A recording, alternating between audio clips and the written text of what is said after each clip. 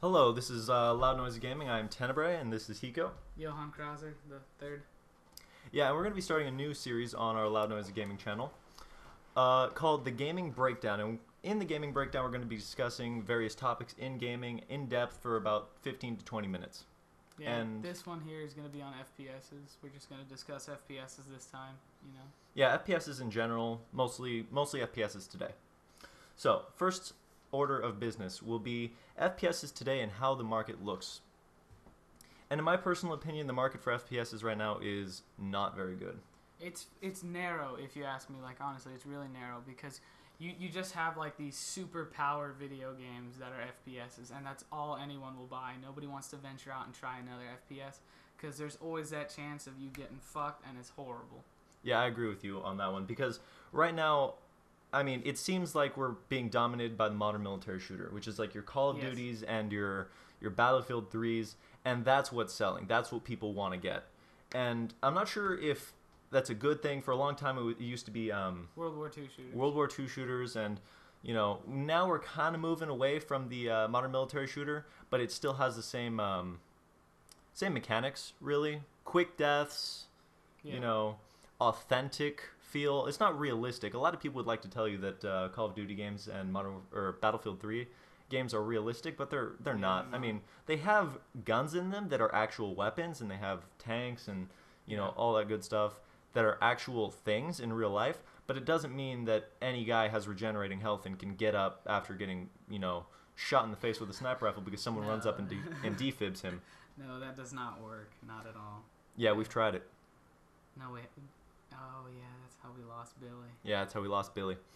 Poor Billy. But yeah, like, the thing about that, though, is, like you said, these modern shooters are the ones that are, like, making it right now. But it's still a difficult market to get into. Yeah. Because there's a lot of loyalty with the fans out there. And, like Oh, I yeah. said, people don't want to go out there. But when they do, like, not too recently, but Homefront came out. And Well- people were actually excited about it, and it turned out to be horrible. Well, yeah, as you said, people were excited about it, and the reason it didn't take off because it wasn't very good. Yeah, which is why people are scared to go out there because games are expensive now. You can't just go out there and test every single little thing. Yeah, games are $60 and you can't just go out and get one. Yeah. That's why, at least today, it looks like console FPSs are not doing too well if you're not, made by DICE or made by, is it Treyarch and Infinity Ward? Infinity Ward that make Call of Duty? If you're not one of those three developers, you're not, making an FPS that's getting anywhere. At least not on consoles. On PC, it's a different story because you have this free-to-play market. You have games like Blacklight Retribution, which is a modern military shooter in its mechanics, but it's set in a near-future setting. You've played it, right? I haven't gotten to actually play it, but I've seen enough of it to know how it works. I mean, one of the things that I thought was really cool about it was the gun customization that it has. Yes. It just lets you get freaking ridiculous with your guns, which is something that's a really awesome feature. I mean, people like these little features that games have. That's how, you sell, and that's how you get fans. Yeah. I mean, I'm totally on board with that statement because, I mean, that's what drew me into the game. The mechanics of the game, it feels like Call of Duty. It is a modern military shooter. It feels similar to a Call of Duty clone, but it's not actually a Call of Duty clone. You can actually check it out on Steam. It's Blacklight Retribution. The first Blacklight game, I forget what it's called, did not do so well because it wasn't very good. But they did go the right route with this one. They made it free to play. They made it a premium game where you could go and you could buy experience boosts so you could get more experience, more GP, which will help you get more guns and such. Yeah. And I mean, it just has these few little, I don't want to call them gimmicks, but like little variances from the Call of Duty formula, which make it stand out as something different. Yeah. I mean, if it was set in present day and it didn't have the gun customization and it didn't have the hyper reality visor like it does, It would be straight up Call of It Duty would be- copycat. it would be a Call of Duty copycat and no one would care for it. Or maybe a lot of people would care for it because it's a free-to-play Call of Duty. Yeah, that's true. Maybe a lot of people would care for it, but I think a lot of people would complain about it because it doesn't have its own originality at that point. Give me that. You're going to cut yourself with that knife. I'm gonna play with this knife.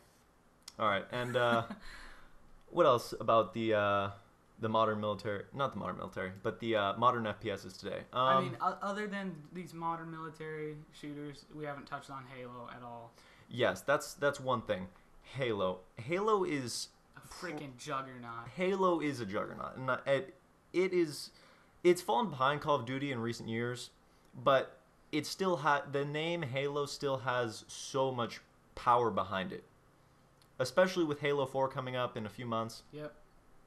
And hopefully that'll rekindle the what our next topic is going to be, and that's competitive FPS. It'll rekindle a good competitive FPS on consoles. Yeah. Because we don't have that now. A lot of people would say, well, we have Call of Duty, we have Battlefield 3. Neither of those are tailored for competitive FPS play. I mean, don't get me wrong, I love Battlefield. You're going to cut yourself with that knife, and I feel nervous. I'm not going to cut myself. I might cut you if you keep talking about the knife. He's playing with my pocket knife. It's driving me nuts. You know, Battlefield 3, I played it. I liked it. It was fun. I enjoyed my time with it. But there is no competitive scene. You don't get teams of people playing Battlefield 3 at a competitive level because it's not tailored around that. It's just tailored about you going in with some friends and having some fun. Yeah, well, you know, when you're talking about competitive, you can get as competitive as you want as a player, but, you know, it's all about who you're also facing. You know, because the thing that Halo 3 had that made it really competitive was its ranking system. And the way you got matched with people of an equal skill level, and you actually cared about your fucking rank. I mean, you went in there, and you fought to win that game. Yeah. Now in like Reach, you're getting EXP no matter what. I mean, you do want to do good because you have a record, but nobody looks at it anyway. But you know, you're just playing the game at that point, and it's not that competitive unless you make it competitive. But a game itself should just be competitive. Yeah, I mean, Halo has always been tailored around that, and we're going to probably hop into our next topic really quickly, but I just want to comment on a lot of people like Call of Duty, and a lot of people stand behind the franchise as a good game. And me personally, I liked Call of Duty. I liked it up until, you know, Modern Warfare 2, and then I sort of liked Black Ops. I never really got into it. I didn't feel that it was... Although, personally, I didn't like Black Ops, but I feel it may be the better game. Just because of the way they went and approached it, it feels like a better game. But Modern Warfare 2 was probably the last Call of Duty that I played constantly, and I was actually good at. I mean, I used to really get down. I used to play with Jimmy. Tiny Hippo. I used to really play with him for hours on end, and we win, and we beat every Spec Ops. It was a really good game, but there was really no competitive, like, theme to it. It's not tailored for competitive play. And that's something a lot of people don't realize. They say, well, you know, why don't we have MLG tournaments, or big MLG tournaments that people actually go and care about and want to see of games like Battlefield or Call of Duty? It's because they're not tailored to that. I mean, they're not set up in a way that they're extremely balanced, and you can have a team of 4 go up against a team of 4, or a team of 5 go up against a team of 5 in a way that is completely fair and leaves like almost nothing to chance. Yeah. It in a way that previous competitive FPS games did. And we're going to jump into our next topic, which is competitive FPS games in the past. And we're going to have to touch on this, which is the Halos. Yeah, definitely. The Halos were the juggernaut FPS. For the longest time, that was the FPS of console choice. Like, if you were on a console and you were getting competitive playing FPS, you were playing Halo. Because there was no one else to touch that market. Yeah, that's true. There wasn't very much going on for console that was competitive, at least. And, I mean, on PC it was a little bit different. We have, you know, Counter-Strike Source, which still has, you know, somewhat of a competitive scene, but we're getting CSGO pretty soon. And hopefully that'll rekindle the FPS scene on PC a little bit more. I mean, we don't really have any games that go back to the core FPS, like Mad Max. I don't think core FPS is the right term, but like Mad Max or Is it Mad Max? No, Mad Max is wrong. What am I talking about? Yeah, I have no idea. Serious Sam. Serious Sam was... Serious Sam is a weird game. Serious Sam, but that was like how FPSs used to be. They used to be like that Doom kind of style where you had the gun and, you know, you just went around and you shot people. And you shot them a lot. Yeah. You could take some punishment, and basically you blasted waves of enemies that just came at you. I mean, we don't really have games like that anymore on the computer that are actually making any sort of a splash in the market. Yeah. Well, when you're talking about competitive games in the past and you bring up computer, I always think Unreal Tournament. But that's not a first person, is it? Yes. Yeah, that's first person. Because, I mean, I used to watch on G4 Arena, and that was always like one of the main events. That was where, you know, it all came down to fucking Unreal Tournament. And that was where you saw people shining. Like, there was just certain things that people would do. They excelled in different little areas in the game. You know, like you had your sniper, you had your guy who was good at getting up there, up close, getting those kills. You had guys who were really good at getting the objective done. Yeah. You know, it wasn't just a dude running around doing fucking everything. It was people who excelled in one little part and just took it to a whole different level. Yeah.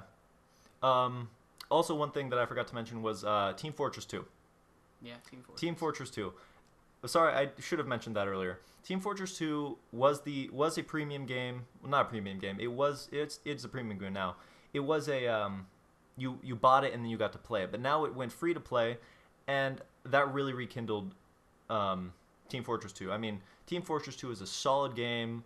It has different classes. It is the core class-based first-person shooter in the sense that every class has a set defined role, and you can't really go outside. You can't deviate from that. I mean, you know, your sniper, you're not going to want to get up close and personal with the sniper. No, you're not. I mean, they have kind of adapted the game. The game has gotten to a point where it's very ridiculous, but that's always been what Team Fortress is. That's always been what Team Fortress 2 was. I mean, you could always get these crazy hats. I mean, well, not always, but you can get these crazy hats. You can, you know, go do these ridiculous fun things, and it's a fun game, and it's a competitive game. You can have a good competitive scene with it. And, I mean, I think it's dying off now. I'm not too sure. I don't follow it too regularly, but it is a... But you gotta realize that it's old. Yeah, it's getting dated. And, you know, you can't really tell because of its cartoony graphics, but it is running. It's an older game. I mean, and people can't stick with games for too long. I mean, there is still CS 1.6. That still has somewhat of competitive scene. I mean, even though that game is ancient now, I mean... You can still play games for a long time. People still play Halo 3. Mexicans. No. In Mexico. Although they do seem to be the best whenever we're playing competitive. But, I mean, people still play Halo 3 as their game of choice instead of Reach, because Reach really didn't have that... Reach fucked up. For lack of a better word, yes. It really didn't have that... It didn't really have that competitive mindset. No, other than Arena that they tried to throw in there, but nobody wants to play Arena. I mean, it just isn't the same. In a lot of ways, a competitive FPS needs to be almost 100% balanced. Yeah. To the point where it comes down to skill and nothing else. Yeah. Skill, you know, a good team that can get you a solid, you know, a solid win. In games like Call of Duty, you can't have that anymore. I mean, you can't have that. Yeah, you could just have some kid run into a room with a few, like, random explosives, anything that does some kind of area damage, and just do that and kill a bunch of people who have been playing the game forever, you know? It's, like, his first fucking day. Yeah, I mean, that's something that I always talk about whenever I'm talking about, you know, Call of Duty in relation to Halo, in relation to games like StarCraft, which isn't an FPS, it's a real-time strategy game, but there's something called skill ceilings. And in games like StarCraft, the skill ceiling is immense. I mean, the skill ceiling is the level that you can get to at your peak, like the amount of range of skill, because you can't really reach the skill ceiling in StarCraft. That's a game where reaching the skill ceiling is really difficult. It's really difficult to straight up go play StarCraft for like even even if you played religiously for like 2 years, it's really hard to get to that grandmaster level or that master's level, because the skill ceiling is so high, and all those people who have been training since, I mean, it is a religious game. It is. It almost really is. in You got to devote some serious time and effort into that fucking game. Yes, you do. To become the best at that game. I mean, playing Zelnaga and everything, getting into the Korean beta servers, there's just so much dedication right there. Yeah, we're not going to get into that, but, you know, games like Call of Duty, it doesn't take that much dedication and that much, you know, skill and time. It just takes time. It does take time to you know, do. But it doesn't take as much time. It doesn't take as to much time. be able to beat the best players. I mean, and that's something that a lot of people don't realize is games like that, like competitive games need to have a high skill ceiling. Yes. And Halo has a higher skill ceiling than Call of Duty in the sense that it's really, really difficult for scrubs to beat people that are good at the game. Yeah, that's true. It's really hard for them to even kill them a lot of the time because, you know... Your character, your Spartan, can take a fucking beating. Your Spartan can... It's balanced in the way that your Spartan does not instantly die upon contact with someone else. Yeah, somebody can get the drop on you, but you can still get out of it. If you're better. In games like Call of Duty, if you're, you know, walking around and you just get, you know, killed from someone that's out of your field of view, you know, there's nothing you could do about it because all it took was half a second, and there's no way that you even have time to react to turn around. Yeah. I mean, the skill ceiling in games needs to be high in competitive FPS. And I really want to see a throwback FPS to, you know, Halo 3. Halo 3. Halo 3 or Halo 2 kind of throwback. Because that had that system where it was grenades, guns, and melee. Yep. I'm not sure if that's what you refer to it in that order, but it had those three things. I mean, Halo 3 threw in equipment, but, you know... That was just secondary. That complemented the grenades, gun, melee. Yeah, it really did. I mean, Bubble Shield was asking for a melee contest. I mean... Drainer was, you know, throwing it out there and then using your But the thing is, you could also drain yourself with that. Yeah. You could so you couldn't just throw it at your feet, or else you could, you know, screw yourself over. You would definitely screw yourself over. All those over. things played into the skill ceiling, because all those items were skill-based. It was using them at the right time. It was, you know, getting that that edge over your opponent. But, I mean, it's not like... And I keep having to go back to Call of Duty because a lot of people swear that it's the greatest game ever, and in my opinion, it's not, because it's... As a competitive game, Call of Duty is just lacking in the way of... You could get... I mean, in Call of Duty Modern Warfare 2, I used to play that game a lot, so when I got... so when I was at my best, I was playing with Tiny Hippo one time, and it was on... gosh... Subbase? Is that it's a snow? It's no idea. There's snow. You don't play Call of Duty. It's snowing and there's a submarine. Can't stand and it. I ended the match within, you know, 2 minutes of it starting, simply because I ran out there with a submachine gun, a UMP-45, and I got enough kills to get a chopper gunner. And then once I got my chopper gunner, I just racked up the kills and got a nuke. And that ended the game immediately. That seems boring. I mean, honestly, like, within the 2 minutes of the game, I told them, hey, guys, I got a nuke. And then I just ended the game. I mean, and it wasn't that I was better than these people. It's just I went around the side, and unfortunately, some of them weren't paying attention. Unfortunately for them. Unfortunately for them. And for my team, too, because a lot of them wanted to finish the game. The game was only, like, 2 minutes in. Yeah, that's true. Your teammates got kind of screwed. They just went into a game and didn't really accomplish anything at all. Yeah. I mean, but it's not a competitive-based game. The Call of Duties haven't been a competitive-based game. But that's not what they're shooting for, so whenever I hear people say that, oh, you know, Call of Duty's competitive and it's MLG, it's not really a Major League Gaming game. in my opinion. That's left to games like Halo. Yeah. All right, so you want to jump into our competitive FPS today and how it looks to shape up gaming in the future? We basically covered competitive today.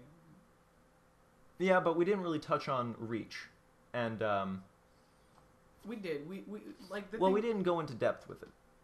Well, the thing with Reach though is that there's not really much to discuss, because with Reach, it's they changed it. They did a bunch of stuff to it. They got rid of the equipment and gave you armor abilities.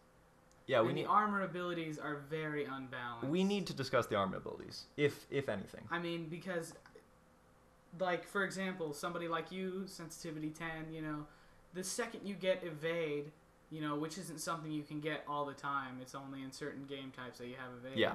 It's just unfair the second somebody gets evade who has that kind of sensitivity. I mean, because you just evade right past somebody and you're already directly behind them. You turn around 3 times faster than them. And that's an assassination right there. That's a one-hit kill. Yeah, I mean, I like the armor. I like sprint to an extent. To an extent. I mean, I was really in love with Halo 3's system, as a lot of people were. That's why a lot of people still play Halo 3, you know, more so than Reach. Reach hasn't had the life of Halo 3. Not at all. Like, the Halo 3 community was much better than the Halo Reach community, and I just feel because it was a more well-rounded, solid game. Yeah. And I love Bungie to death, but not anymore. I feel like they didn't stick to their guns with Reach. They tried to do something different. They tried to do something different, and I can applaud them for that. I can applaud them for doing something different, but it didn't work out the way it should have. It didn't. The introduction of the armor abilities, the reason why Halo Reach never got the competitive scene that Halo 3 did was because of the armor abilities, in my opinion. I can agree with that. And you know, as far as I'm concerned, sprint and a few choice armor abilities are okay. Like, they changed the way the game is played in a way that it kind of screws up if you were a Halo 3 player and you were a Halo 3 Pro and then you moved to Reach. You kind of had to adapt to these new things that could happen. Someone could, you know, sprint up to you quicker than you could kill them with an assault rifle now, sometimes. Yeah. And then they could start a melee battle with you, and, you know, a melee battle is a good way to even the footing if someone's already shot you. Yeah, it is. To a certain extent. I mean, if you've been shot enough, I mean, you're just gonna melee them, and they're gonna melee you back, and that's gonna be the end of it. You're gonna die. Story. But you know, sprint changed it. Jetpack changed the dynamics of the game a lot because people were able to fly around and get to places that they weren't normally able to get to, and you know, I like the idea of jetpack. I just don't like how it was implemented, if that makes sense. Yeah. I mean, I like the idea of giving people more mobility as a choice, but reducing speed inside, you know, an indoor area. Yeah. You know, because you would, let's say default is sprint, you know, you can sprint if you're on countdown in one of the rooms on the side. You can sprint, and that gives you an edge in that area. Yeah. Same with evade. Evade in a close area would really gives you a big edge. Especially for someone like me who plays on sensitivity 10, bumper jumper. I can evade, jump around. It's good for me because I can get behind someone. Yeah. Jetpack kind of allows you to be more open and free in the air, but it sacrifices that speed. Yeah, you're moving really slow. You're asking to get needled. Yeah, I mean, I don't think Jetpack is destroying the game in the way that's making it unbalanced. I just feel that it changed the dynamics of the game that the community didn't adapt to it well enough. No. What are the other armor abilities? Active camo. Active camo, I feel. How do I explain it? It's not unbalanced in any way. It's not unbalanced in any way. It's similar to hologram. I feel hologram is the most underpowered of the armor abilities, simply because Well, I gotta disagree with you on that one because hologram has this amazing thing where you can block a melee with it. If you send out your stupid little hologram right when they're coming in to melee you, even though they know you are you, your hologram for some reason takes damage. It'll take that damage for you, and you just melee them right back, and then it turns into that melee fight. And then, you know, they could either just melee you back, or they could, like, try and back away and shoot at you. But, you know, since you just meleeed their hologram, you're dead. Yeah. You're dead right there, because you meleeed a hologram, even though you clearly knew they were right there. Okay. And in the process, you did hit them, but they don't take any damage because there was a fucking hologram. Alright, okay, I'll let you have that one, but in my opinion, it's still the most underpowered armor ability in the way that it doesn't give you it doesn't give you the tactical edge every other armor ability does. I mean, it's not that not armor lock. We're gonna get to armor lock in a second. It's not that hologram is bad. It's just it's not as good as the other ones.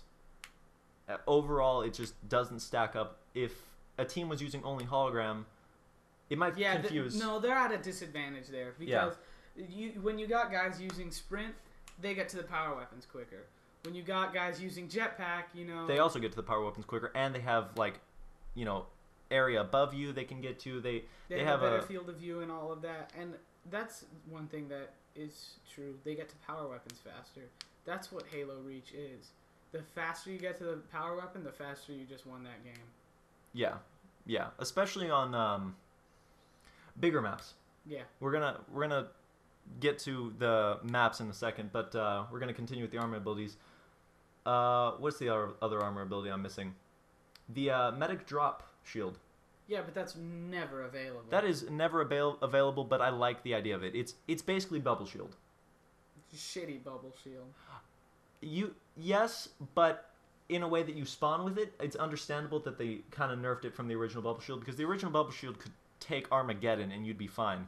Yeah, but but vehicles could pass through there, you know? People could walk in there and beat the hell out of you. A dude could walk in there and throw a nade in there and be like, ha-ha, now what? But it gives you a moment of safety. And that's all you need for a good player. If there is an avenue of escape and you're a good player, you can escape if you have that moment to let your shield recharge and you can then fight the person on even ground. I mean, I don't think that's an unbalanced armor ability, and I don't think it shot the game. The medic drop thing. Just like I don't think sprint ruined the game. I mean, neither of those... A lot of the armor abilities did not ruin the game competitively. It's just they changed the way it was played, and a lot of people didn't adapt. So I guess you could say it ruined it competitively, but that itself didn't take away from the competitive nature of the game.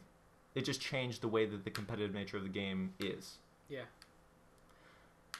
Armor lock. I hate armor lock.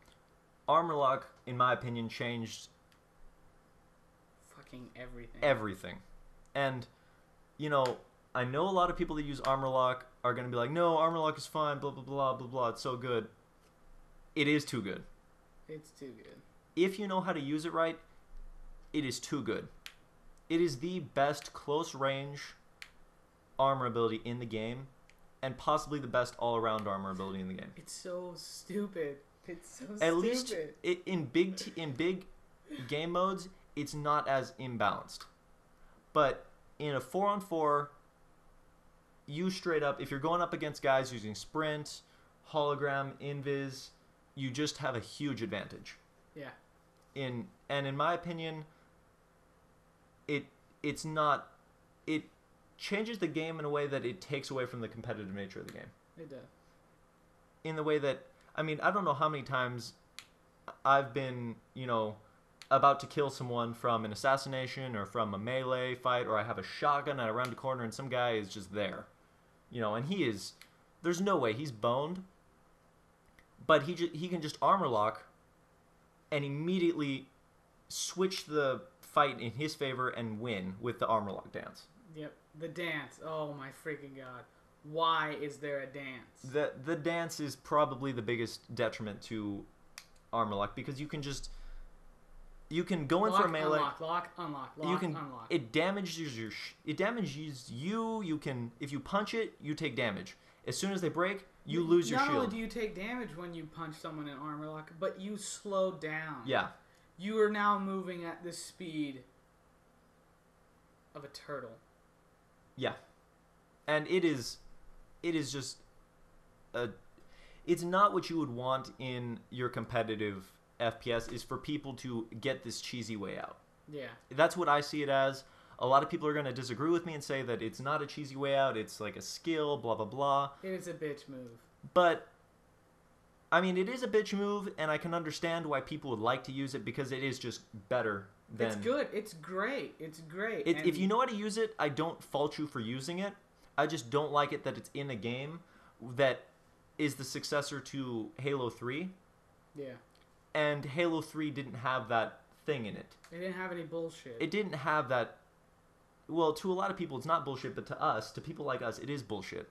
And and to people that are competitive, like the MLG players, they straight took out a lot of the armor abilities because it did completely shoot the game. Yeah. For them, at least. And it just didn't have that competitive feel like Halo 3 did. And Halo 2. Okay, so after we've... Oh, no, wait. Maps. Halo Reach has sort of quasi-become a power weapon rush. Yeah. Well, I think now that you mention it, just saying maps, is if you compare the Reach maps to the Halo 3 maps, there's one thing that is never on any Reach map that was always on a Halo 3 map. What is that? Vehicles. There are no fucking vehicles in Reach. That is something that I noticed. They took away a lot of the vehicle combat from Team Slayer games. Yeah, it used to be that vehicles made Halo 3 fun. Vehicles made Halo 3... They added another thing. I mean, a lot of maps didn't have them. A lot of, MLG type, a lot of professional level gaming didn't have the vehicles in there. But on, I never get in a vehicle in Halo Reach. Like, I almost There's never... no point. Unless you're in a big team game. But even then, in a big team game... you're only going to want to get in the Banshee or a tank. What's the map? Hemorrhage. Hemorrhage is, in my opinion, a sniper-based map. That map is so fucking horrible. It is... I mean, I know because I like to get the sniper. I go and I get a sniper rifle right at the beginning, right at the beginning of just a big Team Slayer game on Hemorrhage. I go up to a spot, I take out their sniper, which is the only thing that's going to take me out, and I just go to town on their entire team. And the thing is, when you have a sniper up there who's good, they don't even have to get the kill. They just need to harass the other people. Yeah, if they lock down the base, then your team has free roam over the map and can, trap them inside their base and spawn kill them, basically. Hell, your team could even just sit there with DMRs from, like, Narnia and take care of it. Yeah, and, DMR is probably... DMR is strong. DMR is good. And I feel like all those factors really didn't make Halo Reach Halo 3. It didn't make it a good successor to Halo 3. No, it didn't. And I'm really sad about that. Hopefully, we're going on to one of our final topics is upcoming FPS games and how they might do and whether or not we are interested in them. Yeah. And there are two main things that we have to discuss. That'll be Halo 4 and the new Black Ops, right? Yep. And to an extent, PlanetSide. I would say PlanetSide 2. I'm heavily interested for PlanetSide 2, not in a way that... It's not a competitive game. It's not tailored for competitive gaming, but it is a good step for FPS games in general. It's bringing something new to the table. Well, the original PlanetSide brought that to the table. Yeah, but it's bringing something new to this current generation. To the current generation. And a lot of people are excited for PlanetSide 2. It's a free-to-play MMO FPS. And we're not going to talk too much about this because it's not that competitive. I mean, it's not a competitive-based game, and it's not even out yet. It's not even in beta. It's not even open beta yet. Nope. I'm on the beta sign-up list, so hopefully if I get We're allowed... stream and cast a bunch of shit. Well, I am. I know I am. Well, not during the beta because you have to respect the developer and not, air their beta product on the internet too much because, it is in beta. You don't want to... Like, mess up the game before it's out. Look how fucking awful this is, everybody, and turn everybody off of the game. It's like this is glitchy. Well, it's in beta. It can be glitchy. It's allowed to be glitchy in beta, and a lot of people don't realize that when games are in beta or alpha and they're allowed to be played, a lot of people are like, oh, this game sucks. It's broken. Well, no shit. It's broken. It's incomplete. Yeah. Yeah. All right. So, Halo 4 and Call of Duty Black Ops 2. I already pre-ordered my Halo 4. I paid it off completely. I am sitting here waiting for Halo 4. Remind me, later today I need to go pre-order that. Because I've been putting that off for a long time. Are you excited for Halo 4? Yeah, I'm really excited for Halo 4, but the thing is, after Reach, I mean, and not only that, 343 is the one making it now. It's not even Bungie. It's just, Halo 4 can go one of two ways. It can be awesome or it can be terrible. I don't think there's a possibility that you're going to get Halo 4, play it, and be like, well, it was okay. You're going to be like, what did they do? Or, thank God they went back. Oh my God, this is amazing, Yeah, like, and I'm kind of in the same, area as you on this. I am genuinely interested and slightly fearful of how Halo 4 is going to turn out. Because they are doing more of a throwback to the Halo 2 and Halo 3 mechanics. Yes. But they are keeping some Reach mechanics. And I'm not sure if I'm okay with that. I mean, to an extent I am, but to an extent I'm not. I mean, hopefully they tailor this game more towards a competitive scene, which is what Halo has always been. Yeah. As long as they can keep it competitive and reasonable to an extent, or at least they have some sort of varied game types. I mean, Reach did this like after release, but I think they should have had it right at the start, where they had this area where it was good, solid, competitive Halo 3-esque style play, and then you could have basically the fun the fun game types, which is the Halo Reach type of game types, where you could go and do all this other stuff with armor lock and active camo and all those other shenanigans. So I'm generally interested in Halo 4. Hopefully it can be a good rekindling of console FPS competitive gameplay. Yeah. Yeah, I mean, as long as we get a good, solid FPS on console that's competitive, I think that console gaming can make a comeback in the FPS genre. Yeah. I mean, we're stuck with a lot of Call of Duty and Battlefield-esque games, and I'm not too keen on allowing that to be the only market in console FPS is the modern military shooter. And I would like some more variation, and a lot of people can't even get their variation in because of those juggernaut FPSs. That is totally true. And now to talk about one of those juggernaut FPSs, we have Call of Duty Black Ops 2. It's going to be a Call of Duty game. Modern military shooter. Set in a near future setting. Mm-hmm. There are going to be some very interesting elements to Black Ops 2. Yeah, you saying that, I mean, I'm not a fan of Call of Duty at all. But, I've seen a lot for this new Black Ops that's coming out, and I've heard people say different things. And I'll tell you this right now, I'm not going to buy it when it comes out. But if I get the chance to play it, I'm going to want to play it. And, it does look like it'll be interesting, and, it'll kind of break away from what Call of Duty has become lately. Yeah. I have a feeling that Black Ops is, the new Black Ops 2, is going to do something different, and it's going to be great. Yeah, hopefully that's the case. If it just becomes another, Call of Duty MW3 incident again, where, a lot of people are like, oh, Call of Duty MW3 is, fantastic. It's Call of Duty MW2. It's Madden Warfare. It's a game released in a different year with a different cover. And basically. But it was a very similar game. It played almost the same way. It was the same game, basically. They didn't do much to the graphics engine. I mean, it was... How can you? How can you, really? I mean, the small amount of time between the two. It felt like an expansion more than it felt like a sequel. Yeah. Which is unfortunate, because I would have liked to see another, a good sequel. Yeah. But Black Ops 2 looks like it's not going to be competitive. It's not going to be a Halo 4 on the competitive scene. This is assuming that Halo 4. This is assuming that, well, just by definition, Halo is tailor-made for competitive play. Yeah. Usually. Yeah. Almost always. Even Reach was tailored towards competitive play, just a different type of competitive play that... Well, that's why it has all those MLG playlists. Yes. That's why it has, title update. That's why it has all that stuff going on for it. It wants that. Halo has always had that competitive part of it ever since Halo 1. I mean, it's always had it.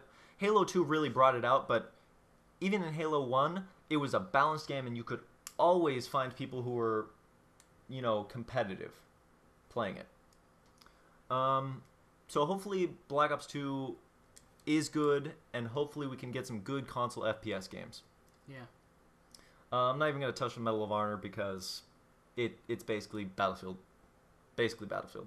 Medal of Honor fucked up, though. I mean, Medal of Honor was always like... No, they're coming out with a new one. No, I'm talking about... Or it's already out. I don't know. The one that came out where you're playing as You're playing as Afghanistan. What? Yeah. I don't know. All I know is that it plays like a Battlefield game. And it's basically Battlefield. If we're going to just throw that into Battlefield because it's a similar game, it's running on the same engines, Frostbite 2, an amazing engine. Love the hell out of that engine.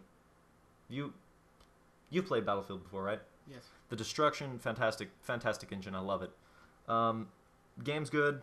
I love the Battlefield games. Just, we're just going to throw Medal of Honor in there because they're very similar. So yeah, those were the upcoming FPS games that we're interested in and how they might do. Yeah. Last topic of the day is our first FPS and how it affected us as gamers.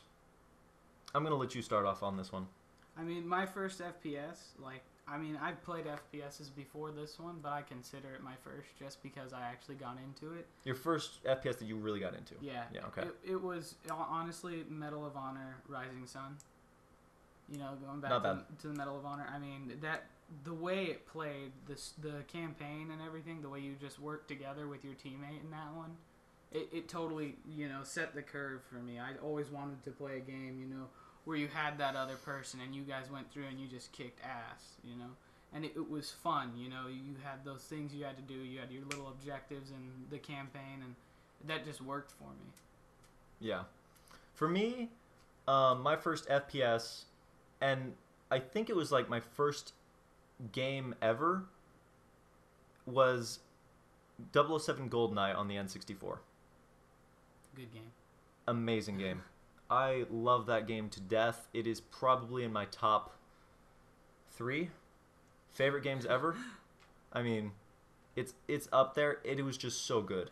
Yeah, it was, especially for what they were working with back then. What they were working with. I mean, the controller wasn't right for FPS games. Oh god. I mean, the N60 controller was shit for FPS games, but I mean, and the controls were not that great on 007 GoldenEye, but I loved it. That was like my first FPS game, and that's what really got me into FPS. Yeah. I mean, after that, it was what'd I play? I played some of the older Call of Duties. I got into Halo, and that's what really got me into FPS was 007 GoldenEye. And I really feel like if it weren't for that, I don't think I would be, as into FPS games as I am now. Or into gaming as much as I am now. That's true. Well, the thing that got me into gaming definitely is Resident Evil. That was the first game I ever played. The original? Yes, the first game I ever played, and was just like, video games, I just went nuts when I played Resident Evil. Yeah. I had the same way with GoldenEye. I mean, I would play that game for hours upon hours when I was younger by myself. Because there was no online. I mean, It was just me sitting there playing through the story missions again and again and again.